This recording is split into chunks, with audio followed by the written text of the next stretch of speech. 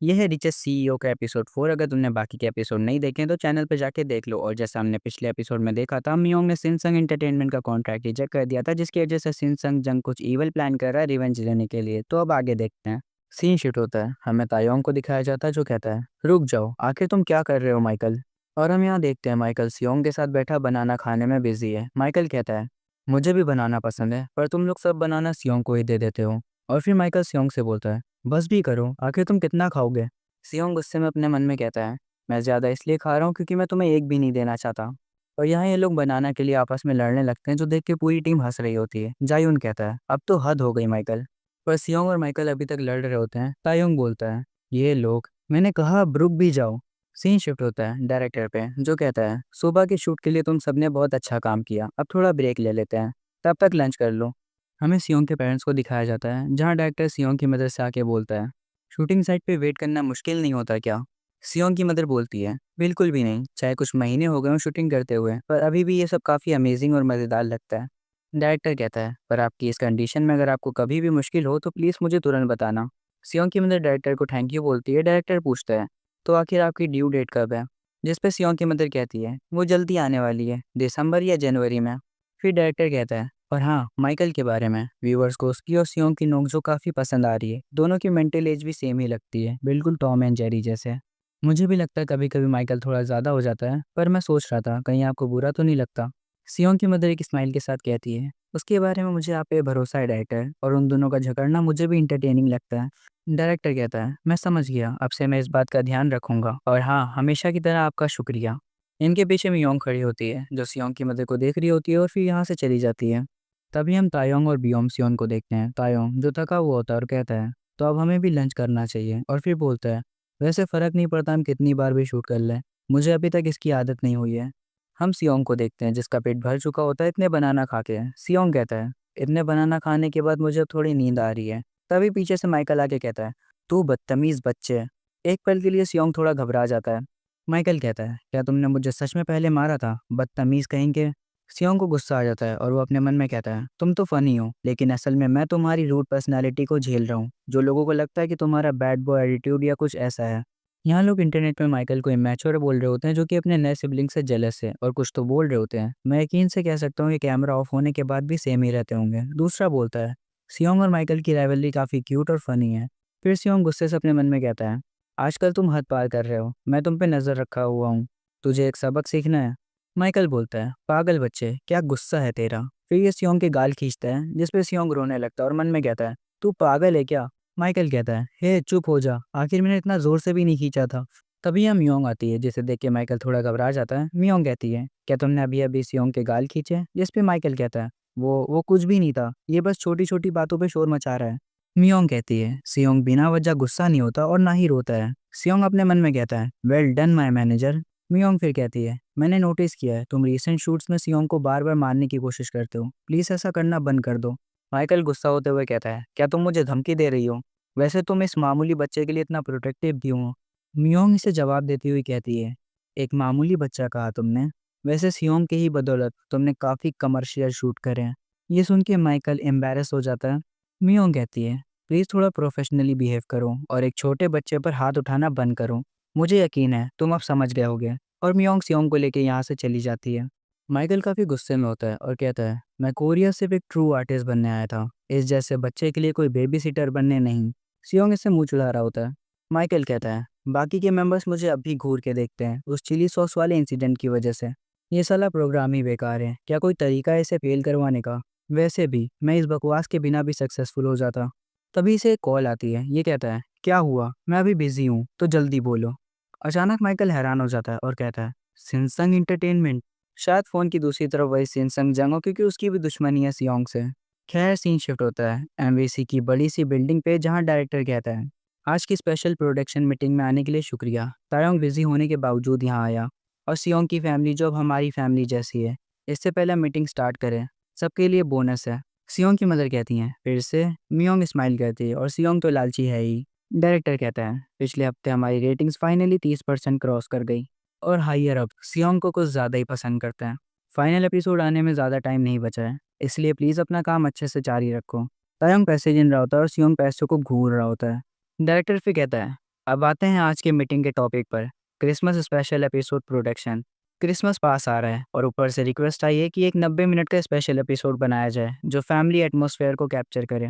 Director सियोंग से कहता है, सियोंग तुम तो आजकल अच्छे से चल भी रहे हो और दौड़ भी, राइट? सियोंग अपने पैरों पे खड़ा होकर अपने मन में कहता है, रोज बिना किसी रेस के चलने और दौड़ने की ट्रेनिंग कर रहा था मैं। वही तो कह रहा हूँ मैं।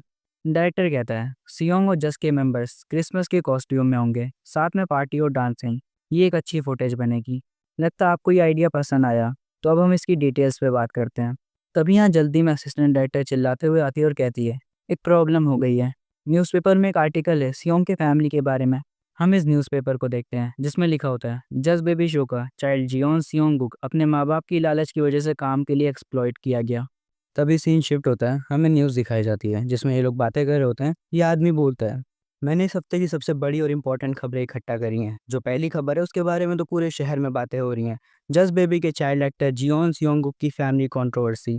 पास में बैठी औरत कहती है, हाँ सही कहा, एक परेशान करने वाला आर्टिकल था जिसमें लिखा था कि सियोंग के पेरेंट्स ने उसे एक्सप्लॉइट किया।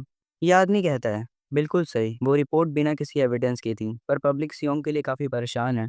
तभी यहाँ कोई टीवी बंद कर देता है और ये डायरेक्टर होता है। ये लोग साथ में बैठे न्यूज़ देख रहे होते हैं। सियोंग की मदर काफ़ी परेशान और एकदम रुआसी हो जाती हैं और बोलती हैं, अब हमें क्या करना चाहिए? डायरेक्टर ने शांत कराने के लिए कहता है, परेशान मत होइए, कोई दिक्कत की बात नहीं है। ये तो बस एक घटिया सी अफवाह है जो एक सक्सेसफुल शो में दखल देने की कोशिश कर रही है। ये बहुत ही कॉमन है ब्रॉडकास्टिंग इंडस्ट्री में। मियोंग कहती है, मैं पता करूंगी आखिर ऐसा आर्टिकल पब्लिश क्यों हुआ। सियोंग यहाँ खड़ा होकर ऊंची आवाज़ में डायरेक्टर से बोलता है, सच में डायरेक्टर यही बात है ना? डायरेक्टर सियोंग को देख के थोड़ा हैरान हो जाता है। सियोंग कुछ बोले उससे पहले सियोंग के फादर उसे पकड़ लेते हैं और कहते हैं, ये लड़का अब डायरेक्टर से बदतमीजी कर रहा है। सियोंग अपने मन में कहता है, नेगेटिव पब्लिक ओपिनियन कैंपेन आखिर में पावर बन जाती है। जो भी ऐसे आर्टिकल पब्लिश कर रहा है, हमें जल्दी से समझना होगा कि वो हमें टारगेट करके क्या हासिल करना चाहता है और उससे एक कदम आगे सोचकर मूव करना होगा, तभी हम जीत पाएंगे। सियोंग डायरेक्टर की तरफ देखता हुआ अपने मन में कहता है, आखिर में डायरेक्टर जिसके इंडस्ट्री में काफ़ी कनेक्शंस हैं उसे ही एक्शन लेना पड़ेगा। डायरेक्टर सियोंग को देख के समझ जाता है आखिर सियोंग क्या कहना चाहता है। वो कहता है, सियोंग ने सही कहा, ये सब ब्रॉडकास्ट की वजह से हुआ है, तो इसे हैंडल करने की मेरी और ब्रॉडकास्टिंग स्टेशन की जिम्मेदारी है। सियोंग कहता है, तुमने सही फैसला लिया डायरेक्टर।